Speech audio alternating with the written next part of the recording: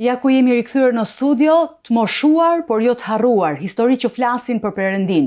Me ne sot është Sotir Anagnosti, pastori i Kishës Ungjillore në Sarandë, për të folur për një temë që prek zemrën e çdo familje, të kthejmë vëmendjen tek moshuarit. Pastor Sotiri jo vetëm predikon për këtë thirrje, por ai e jeton atë. Ai takohet rregullisht me të moshuarit, me disa të moshuar në një qendër në Sarandë ku ndan me ta fjalën e Perëndisë dhe lutet për ta. Zemrat preken, shpresa ringjallet, dashuria e kujdesi nuk kanë mosh. Ne sot do të flasim për rëndësinë e pranison pranë tyre, pranë të moshuarve, për fuqinë e lutjes, edhe për mënyrën se si brezat mund të bashkohen rreth besimit. Mirë se na erdhe, pastor. Mirë se ju gjeta Enela. Është gjithmonë kënaqësi të kemi në studio e të flasim për të moshuarit. Nuk e kemi harruar këtë kategori, këtë pjesë, sepse janë pjesë e jetës sonë. Kemi prindër, kemi pasur edhe kemi gjyshur ata që i kanë ende gjallë sot. Si lindi kjo vepër për të moshuarit? Si nisi gjithçka, pastor? Kjo vepër lindi sepse jetoj në qytetin e Sarandës dhe shikoj të moshuarit, pasi dalin në pension, shikojnë veten e tyre sikur janë nuk mund të pa kontribushëm në shoqëri, në familje, dhe çfarë mund të bëjnë. Dhe kur eci në rrugët e qytetit i shikoj duke luajtur sha ose domino me shoqërinë. Edhe ju luta Zoti, thash, Zot, një shërbes me të moshuarit që të gjejnë kuptimin në këtë mosh. Dhe shikojmë që të moshuarit janë të vetmuar. Dhe e dyta që ndjenë si të parëndësishëm në shoqëri dhe në familje. Por nuk duhen të harojnë ama që ata janë rrënjët tona. Të moshuarit janë rrënjët tona. Dhe një pemë pa rrënjë nuk mund të jetoj. Prandaj duhet ta kuptojmë neve, fëmijët e tyre, niprit dhe mbesat. Pra kjo është diçka e rëndësishme, siç e thua ti.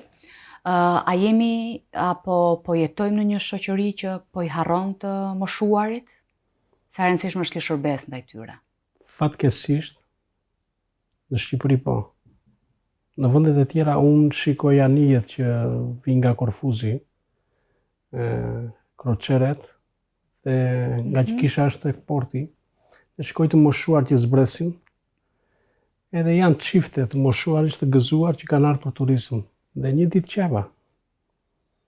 Dhe thash, babai im, mamaja ime, shteti nuk i dha një mundësi që të shkojnë të pinë një kafe në Gjirokastër, ose kanë punuar kaq vite punë, dhe nuk kanë një ditë pushim ose diçka, një kujtim. Dhe kjo gjë më solli brenda meje dhe u luta. Ata po janë të harruar. Sot fatkeqësisht prindit tanë janë lypës, në vend që ne mund të vënim dinjitetin e tyre, sot janë kthyer në lypës. Shikojnë çdo gjë, çfarë të japi fëmia, çfarë të japi politika, çfarë të japi qeveria. Prandaj duhet të kthejmë vëmendjen të gjitha institucionet te kjo moshë, sepse unë besoj se kjo moshë mund të japi, dhe mund të japi që të ndikojnë në brezat e ardhshëm. Sepse Bibla thot që edhe nëse nëna dhe babai të harron, unë nuk do të harroj, thot tek Isaia kapitulli 26. Duhet të kuptojnë që kjo moshë Perëndia i do. Dhe Perëndia ka një dashuri të madhe për ta, sidomos në moshën e këtyre, dhe disa prej tyre Perëndia i thërriti pikërisht në këtë moshë, të gjejnë kuptimin në këtë moshë pra. Po, duke qenë se jemi te kjo pjesa e të moshuarve, pastor, çfarë ke vënë re ti nga të moshuarit dhe çiftet që ke takuar? Në gjendjen që ata janë ashtu vetëm për shkak se fëmijët i kanë emigracion, ka shumë të moshuar që s'kan bërë dot fëmijë, apo edhe fëmijë që s'duan t'ja dinë, janë harruar pas punëve të tyre. Më thënë, çfarë ke vënë re ti? Cilat kategori ke vënë re? Të gjitha këto që përmendem më lart i përjetojnë. Tek grupi që kam, që shkoj dhe flas tek të moshuarit, janë të zhgënjur. Nga të gjitha fushat, domethënë, që ne kemi punuar ankohen kaq shumë, edhe tani nga familja, fëmijët thjesht flasin me një celular. Dhe çfarë mund të ofrojmë neve? Dhe unë thash që e vetmja gjë që mund të bësh si fillim është të lutesh, të japësh kuptim. Dhe më tha, çfarë është lutja? Çfarë të bëj me këtë brez të ri? Nuk na kuptojnë, thot. Por ti mund të bëhesh ura midis brezave. Dhe si? Nëpërmjet lutjes, i thash. Pse? Sepse Perëndia nuk ju ka harruar. Shoqëria po ka harruar, por Perëndia nuk i ka harruar. E janë në kish. Pastor, çfarë roli ka besimi në Perëndin, në gjithë të shërbes tëndën? Besimi është gjithçka. Pa Krishtin, kjo gjë do të ishte thjesht një ndihmë sociale për të moshuarit. Por me Krishtin, ki bëhet një shërim zemrash. Atë trajtojmë tema mbi vetmin, mbi faljen. Ka të moshuar të cilët kanë humbur bashorten. Të njëjtën e kaluar folëm dhe ishte si tip bashkëbisedimi, folëm për Shën Valentinin dhe thash, çfarë të mirë mban, si filloi dashuria juaj. Ndoshta tani bashortja nuk është pranë jush, por cilat janë ato karakteristika që do mbaje mend nga dashuria e saj. Dhe u prekën. Dhe ishte një nën e cila tha se humbi djalin e saj, dhe ajo tha që djali në fillim dhe pastaj burri, dhe pati një debat atje. Dikush tjetër i tha jo, është bashortja, pse nuk vë burrin të parin dhe pastaj të vësh djalin. Pra, gjithmonë janë prindër të cilët kanë sakrifikuar për fëmijët, duke harruar bashortin bashorten. Dhe kjo gjë u sjell dhimbje që fëmijët sot për shembull nuk thejnë as kokën ose të pjesin, ose është besdi një telefonat nga prindi. Çfarë ndryshimi ke parë që sjell, sepse ti the që shkon e i takon vazhdimisht ndan fjalën e Zotit? Çfarë ndikimi ka pasur fjala e Zotit në jetën e këtyre të moshuarve? Çfarë ka ndryshuar tek ata, nisur që nga fakti kryesor që Perëndia të do dhe s'të ka harruar? Po, sepse kanë parë dorën e Perëndis. Që Zoti është afër atyre që kanë zemrën të thyer. Dhe dua t'ju sjell një shembull, një nën, ajo ka humbur djalin e saj në moshë të re. Dhe ajo është e zemëruar. Kur fillova për herën e parë, ishte shumë e zemëruar dhe gjithmonë më kundër përgjigjej me Perëndin, pse ma mori djalin në moshë të re. Zoti nuk më kupton mua. Dhe u luta dhe thash, Zot, çfarë përgjigje të jap? Dhe i thash, Neki, e ke parë djalin tënd të ta fyejnë, të ta qellojnë, të ta gozhdojnë dhe ti t'i jesh përballë. A mund ta durosh atë ndjenjë? Jo, tha, nuk mund ta duroj atë ndjenjë. Po të jesh një baba që ke gjithë fuqinë për të çliruar birin tënd nga gjithë këta vrasit, kriminalët, gjithçka, të kesh gjithë fuqinë e të mos e bësh. Si do ndjesh? Mos më thuaj që Zoti nuk më kupton. Krishti në kryq. Përballë Krishtit ishte nëna e tij. Dhe ati i lartë shikonte. Kishin gjithë fuqinë për të ndryshuar atë gjendje, por e bërën nga dashuria. Perëndia është atë. Dhe ai e kupton dhimbjen tënde, sepse ka kaluar të njëjtën dhimbje. Dhe menjëherë ndryshoi zemrën e saj. Pse? Sepse Perëndia atje që ishte zemëruar me Perëndin, e pasi Perëndin e ngushëllimit për të pra. Dhe është diçka që ndryshoi zemrën e saj. Pastor, gjatë gjithë tyre takimeve me të moshuarit, sigurisht që ata kënaqen se diku shkoni, kujtone, kaloni kohë, diskutoni bashk, qeshni bashk, ju madje edhe adhuroni Zotin bashk.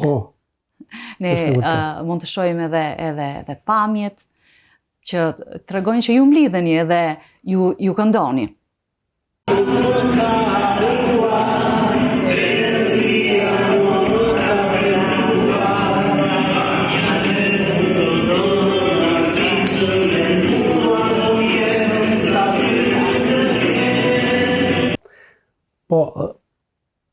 Kjo erdhi sepse nuk është se kemi gjithmonë përdorim himne ose këngë, por më vuri i Perëndia në zemër sepse gjithmonë ankoheshin, na kanë harruar, se shkojnë vizitojnë edhe njerëz të ndryshëm tek ajo qendra.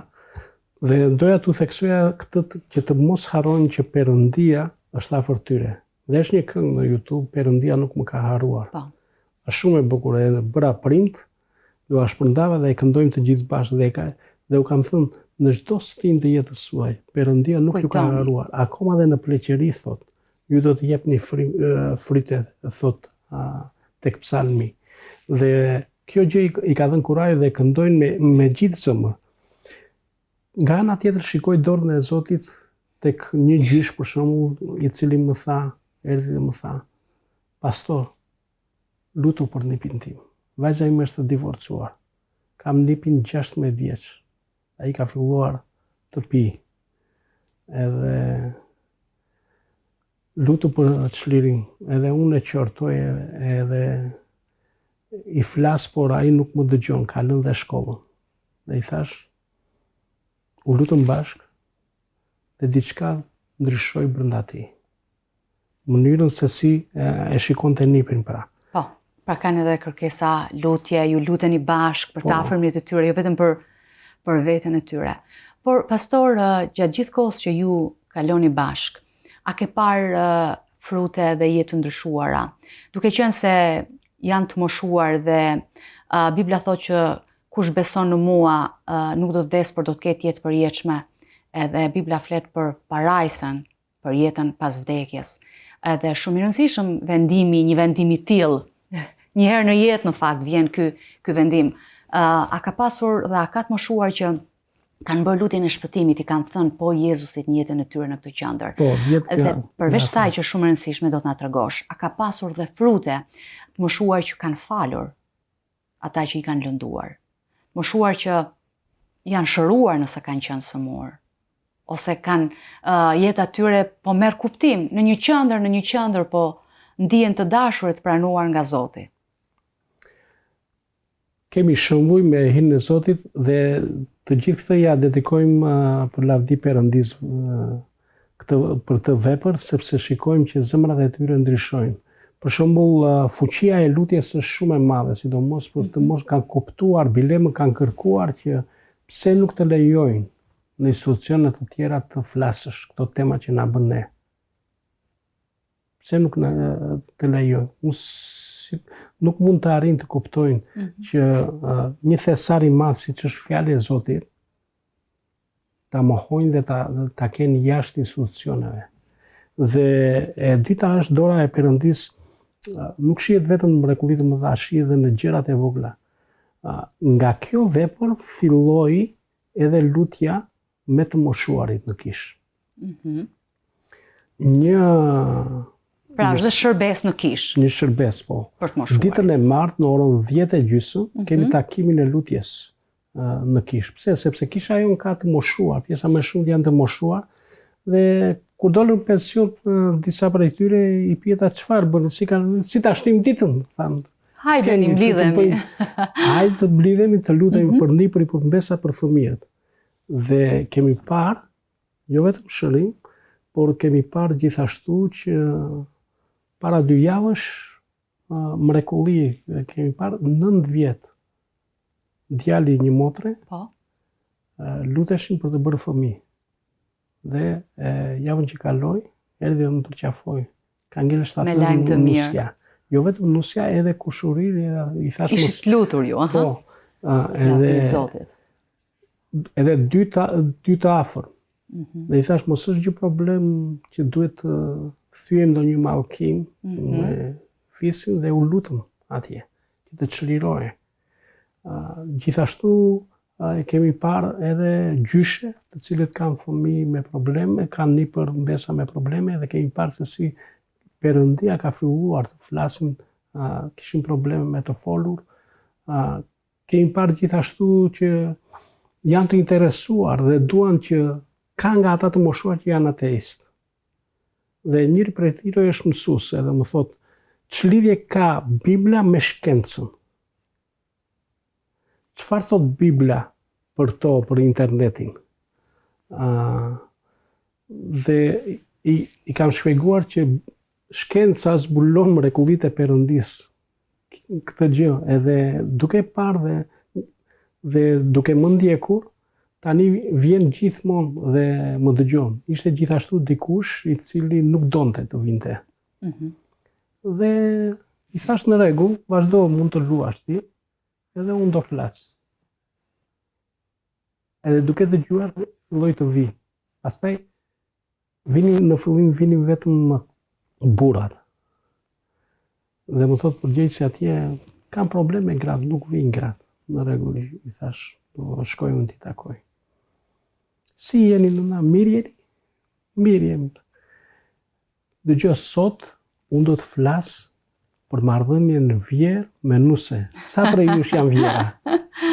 I paske prekur të ajo pika. Po, edhe erdhën në quan të gjitha, lan kafen edhe erdhën në quan dhe fillova historinë e Naomit me Ruthin.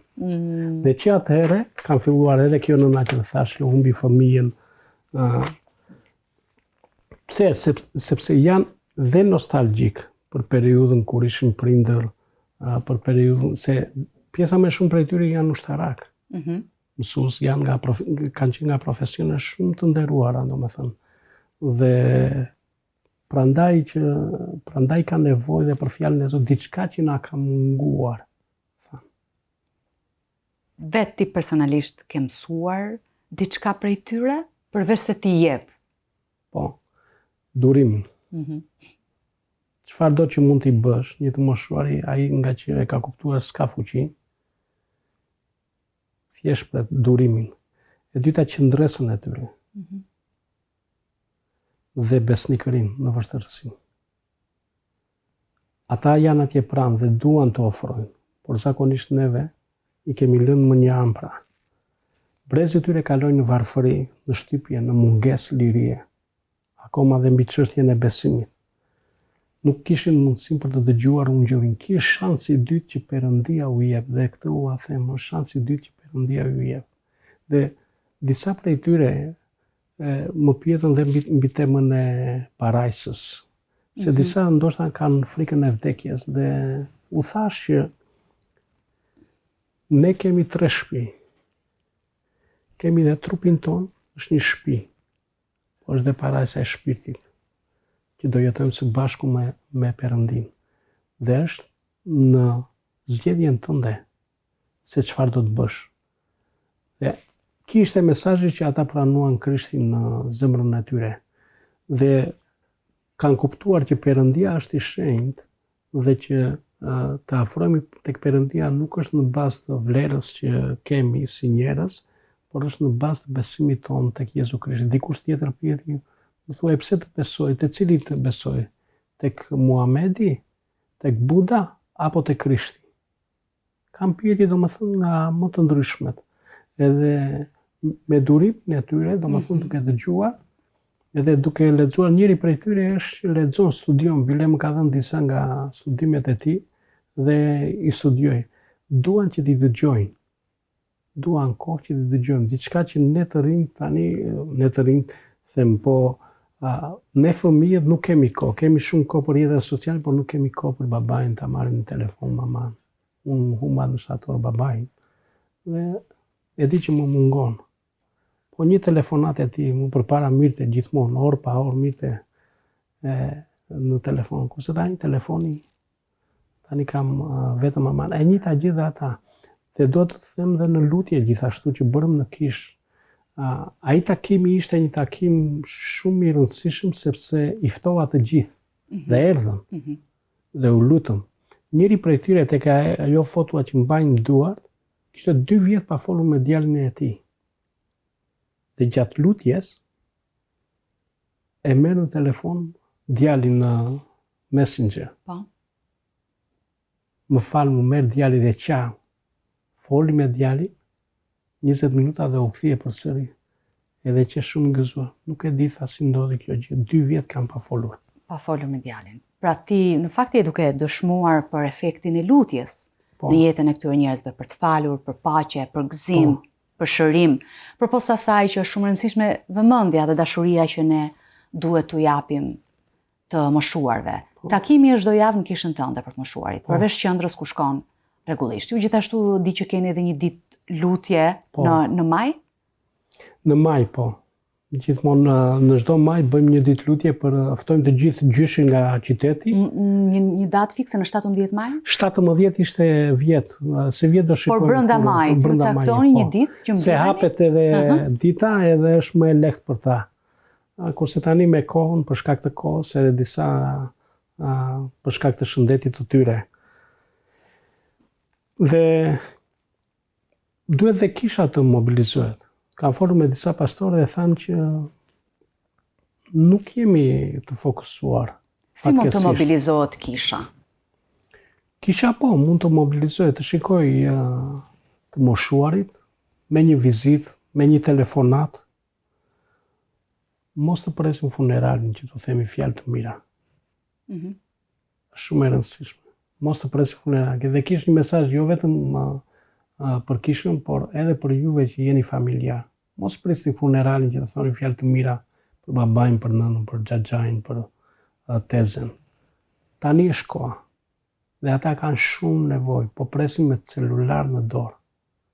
Edhe janë shumë të gëzuar, shumë herë u thonë dhe shokëve dhe miqve, edhe ka thënë më mori djali për shembull, dhe ka këtë ose nipi. Mund t'i ndihmojmë për shembull nëse janë në spital t'i vizitojmë, mund të bëjmë një pazar, për shembull, njëri prej tyre është komshi tek neve te pallati që banojmë dhe neve, dhe i çoj dhe bidona me ujë edhe disa herë në një pazar, nëse ka nevojë. Mund t'i ndihmojmë edhe po edhe ata edhe gjatë për shembull festën e vitit të ri ose të Krishtlindjes, shikoni. Nëse në pallatin tuaj ekziston një moshuar që i ka vdekur gruaja ose burri dhe nuk ka ku ta kaloj, ftojeni. Ndoshta nuk do të vinë në shtëpi. Çojeni një pjesë të ushqimit, çojeni. Trokisni në derë dhe i thoni, kjo është nga ne. Ose ftojeni në shtëpi, nëse është i hapur. Ka forma nga më ndryshme. Po. Për të treguar mbështetje për të moshuarit, jo vetëm për familjarët e të afërmit tanë, por ndoshta edhe për komshit tanë, për ata që i kemi në lagje. Është shumë e vërtet kjo, sepse Bibla na e thot, sidomos një mesazh për familjarët është, u preka shumë se në Facebook isha parë një foto të një gruaje e cila ishte korniza e fotos, jo brenda te koshiplerave në anë. Po e lën aty, e hedhur tek cepi. E hedhur. Dhe shkruante, është dhe në greqisht ajo. Kjo grua u çua një mëngjes bashkë me familjen, u la, u vesh, u zbukurua për të bërë këtë foto. Dhe tani familjarët e kanë sjellë në koshin e plerave. Prandaj them familjare, është urdhërim nga Zoti. Respekto prindrit e tu, babain dhe nënën tënde, dhe është me kush, me premtim me kush, që të jetosh gjatë në këtë tokë. Të jetosh gjatë mbi dhe, te Eksodi kapitulli 20. Dhe Pali te Galata si thot, ndihmoni familjarët tuaj që të mos bëjnë peshë te kisha. Do të thonë nëse se shumë prindër tani të moshuar presin nga familjarët e tyre që janë emigrim. Dhe barë më të madhe e kanë fëmijë që janë në emigrim që i mbajnë. Nuk është pensioni që marrin. Por duhet të fokusojnë, nuk është vetëm një çek që mund të japim ose një sasi parash që mund të japim, por kur kanë ditëlindje ose diçka, është mirë të udhëtojnë, të vinë të takojnë, të bëjnë pjesë, domethënë se e kanë nevojë pra. E kanë nevojë ata. Dhe është dhe urdhërimi i Perëndisë. Më shumë dhe për ne për besimtarët, të mos i braktisim. Po, ka dhe vargjet e tjera biblike, më vjen ndërmend vargu ndero babain dhe nënën tënde, nëse do të kesh vite gjata jetën tokë. Po. Është tek Eksodi kapitulli 20 atje, dhe një mesazh është që si t'u tregojmë që Perëndia nuk i ka harruar, dhe kjo bëhet edhe nëpërmjet angazhimit ton me ta. Fatkeqësisht në qytetin tonë ne nuk kemi një qendër që për të moshuarit të cilët si quhet azil, domethënë. Po, në Sarandë, ha? Një qendër të mirëfillt. Po.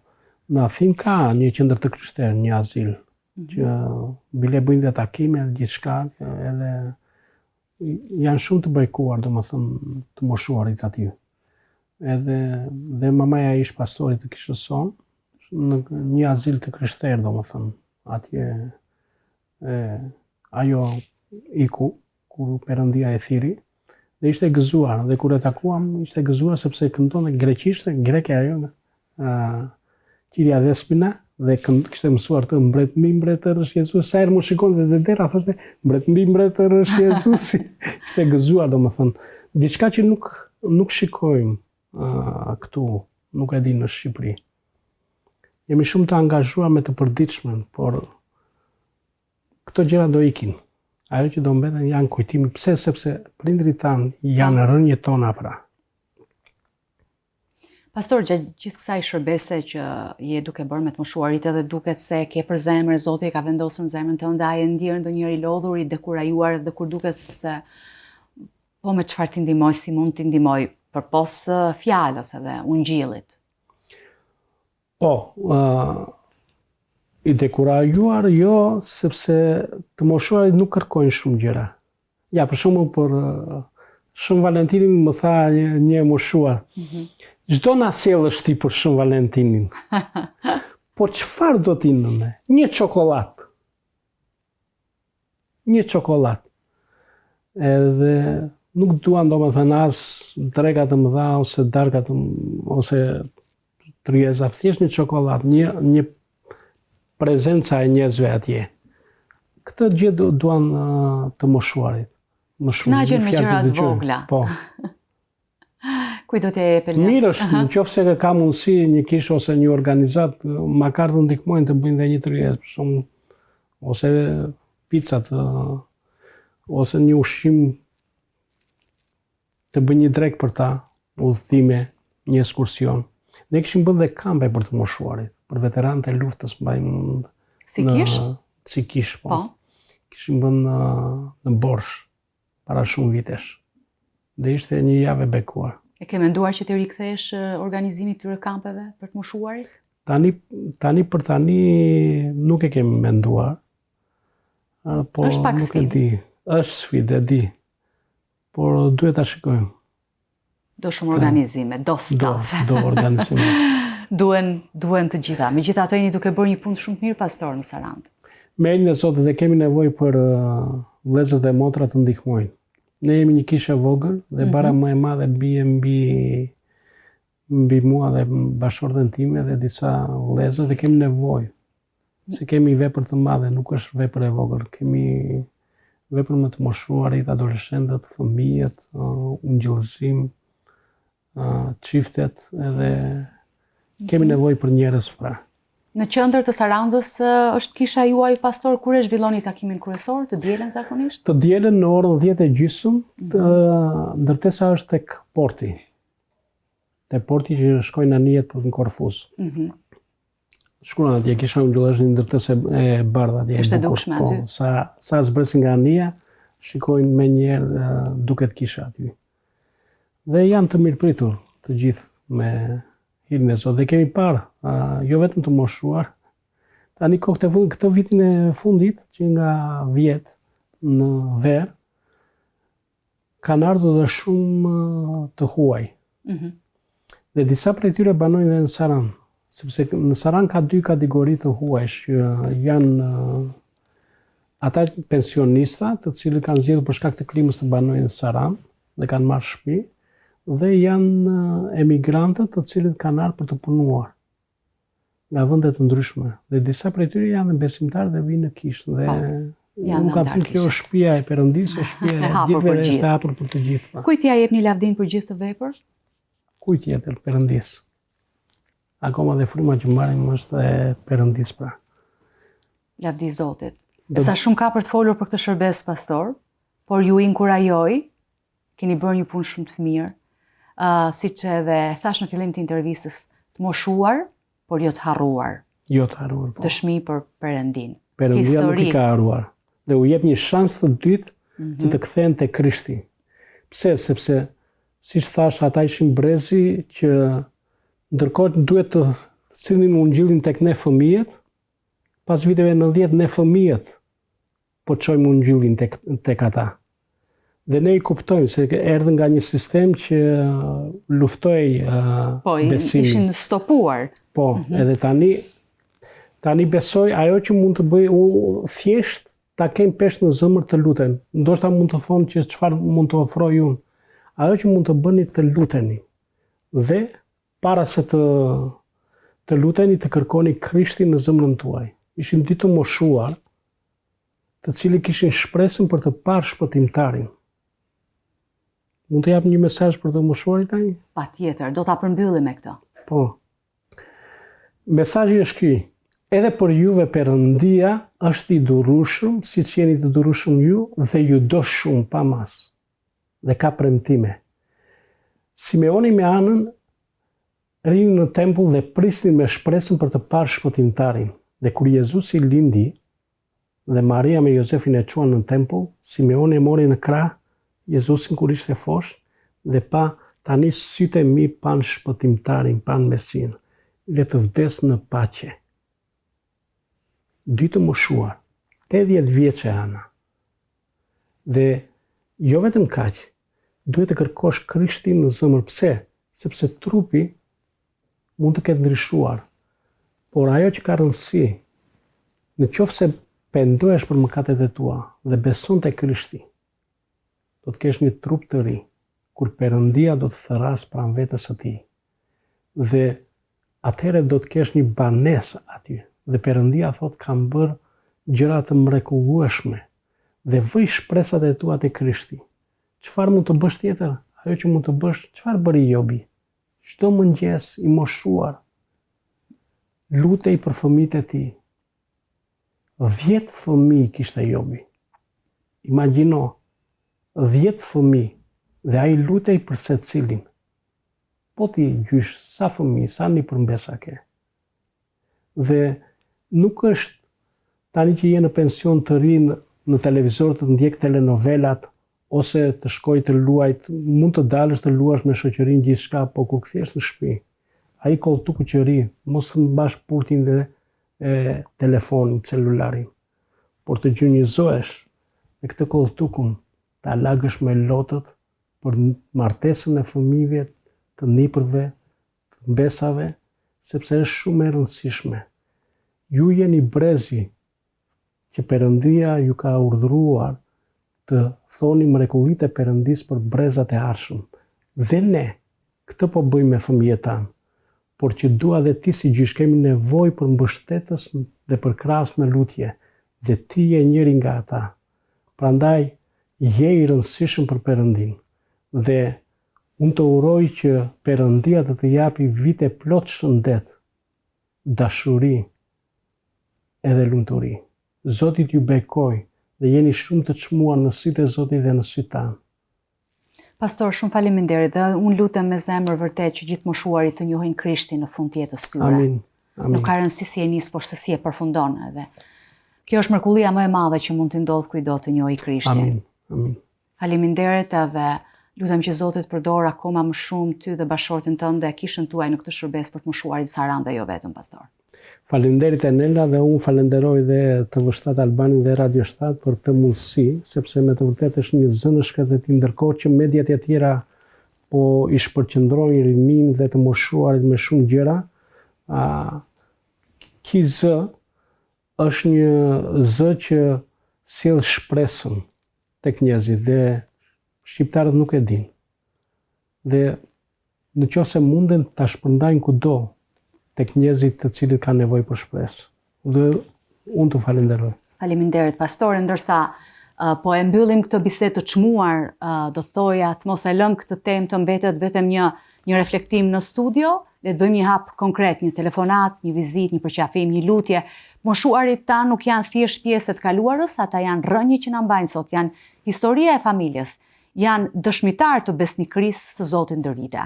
Kalofshi bukur miq, bashkë do takohemi javën e ardhshme.